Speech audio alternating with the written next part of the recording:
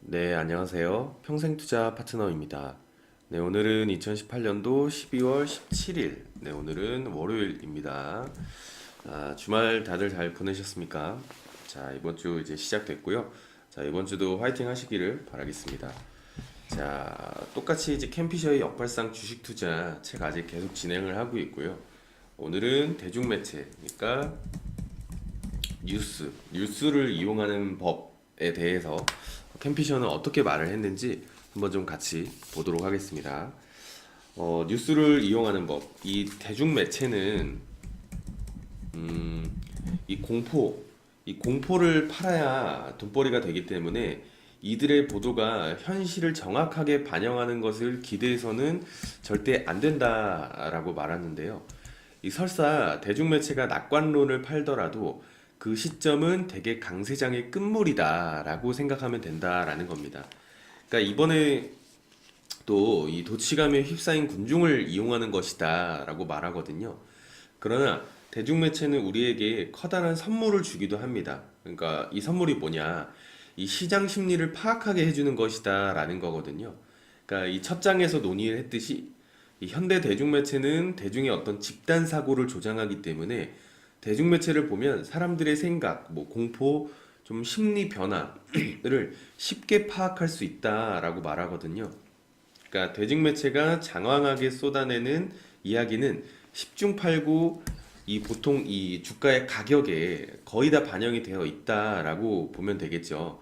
그러니까 우리는 이런 현상을 이용할 수 있다라고 말합니다. 그중한 사례로 이 양적 완화를 한번 다시 살펴보자라고 하거든요. 대중매체는 주가를 떠받치는 유일한 요소가 연준의 어떤 채권 매입이라고 계속 경고했다라고 칩니다. 2012년에서 14년에 비관론자들은 그동안 양적 완화에 의해서 이 통화가 이 창출돼서 장기 금리가 하락했지만 양적 완화가 이 중단이 되면 자금이 빠져나가면서 주가가 폭락할 것이다라고 주장을 했습니다. 그러니까 아울러 그동안 풀린 자금 때문에 인플레이션이 이 물가 상승이 치솟을 것이라고 말을 했거든요. 그러니까 사람들은 두려움에 휩싸였겠죠. 그러나 이는 이미 가격에 반영이 되었다는 강력한 신호로 볼 수 있었다라는 겁니다. 게다가 대중매체는 수많은 반대 증거들을 무시했다라는 거거든요. 예를 들면 양적 완화가 시작되고 4년 동안 주식형 펀드의 순유입 자금은 대부분 마이너스였다라는 것.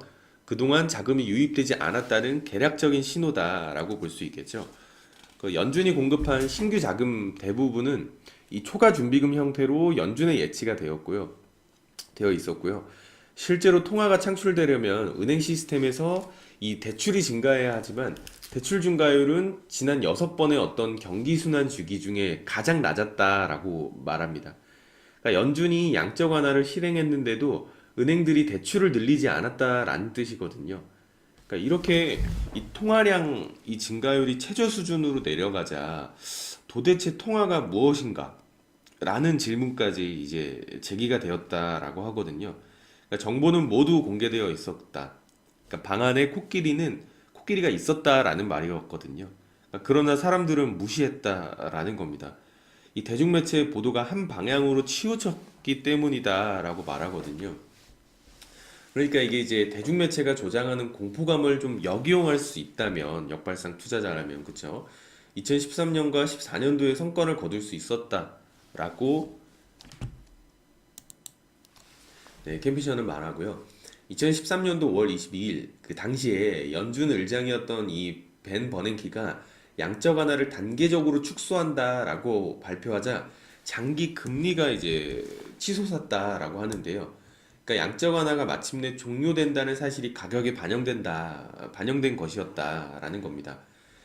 하지만 금리는 연말까지 계속 상승했지만 주가는 폭락하지 않았다라고 말합니다. 오히려 상승했다. 12월부터 연준이 월간 채권 매수 규모를 줄이기 시작했는데도 주가는 폭락하지 않았다라는 거거든요. 그러니까 S&P 500 같은 경우에는 한 32.4%나 상승하면서 2013년을 마감을 했고요. 굉장히 많은 상승을 했죠. 그러니까 연준은 2014년 회의 시점마다 이 양적 완화 규모를 100억 달러씩 축소해 10월에 프로그램을 완전히 종료했다라고 말하거든요.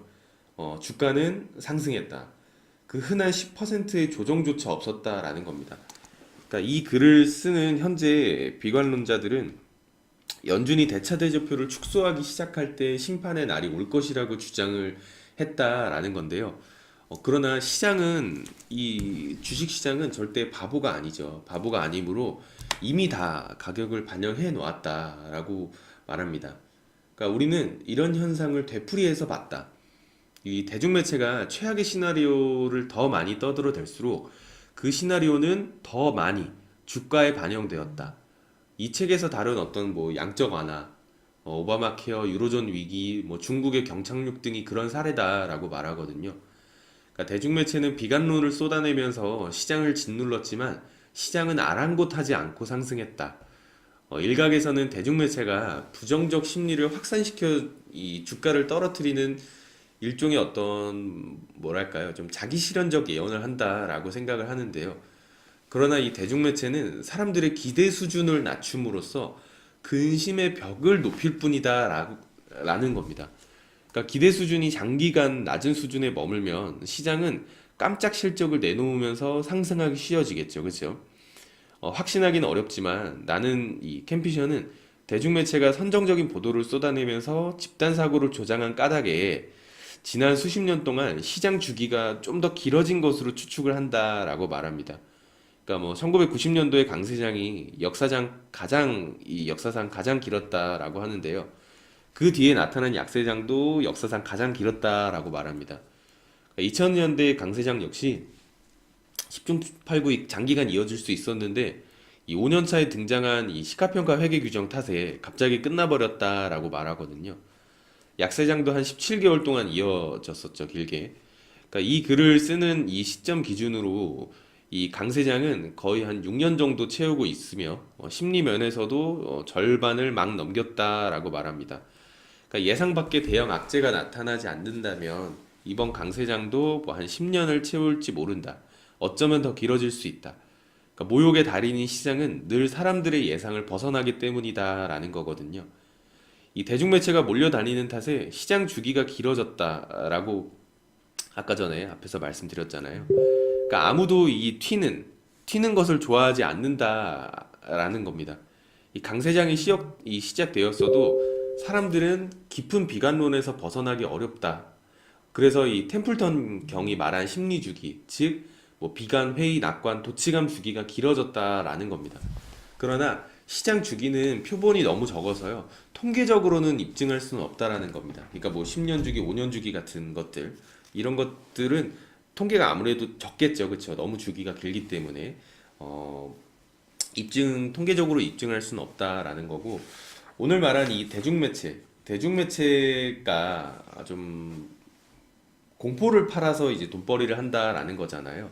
그러니까 공포를 팔아서 기대감을 낮추면 나중에 아주 작은 이슈만 나와줘도 이 주가가 상승하는 어쨌든 주식은 심리로 이루어진 시장이기 때문에 이 심리가 강할 때와 약할 때의 어떤 이슈와 악재를 반영하는 힘이 또 다른 것이거든요. 그래서 그런 이야기들, 이 대중매체를 좀 이용하는 대중매체가 이 떠들어대는 어떤 악재나 호재 같은 경우는 떠들어대면 떠들어댈수록 이미 이 주가의 가격을 반영했을 가능성이 거의 10중 8구다라고 캠피셔는 말을 하거든요.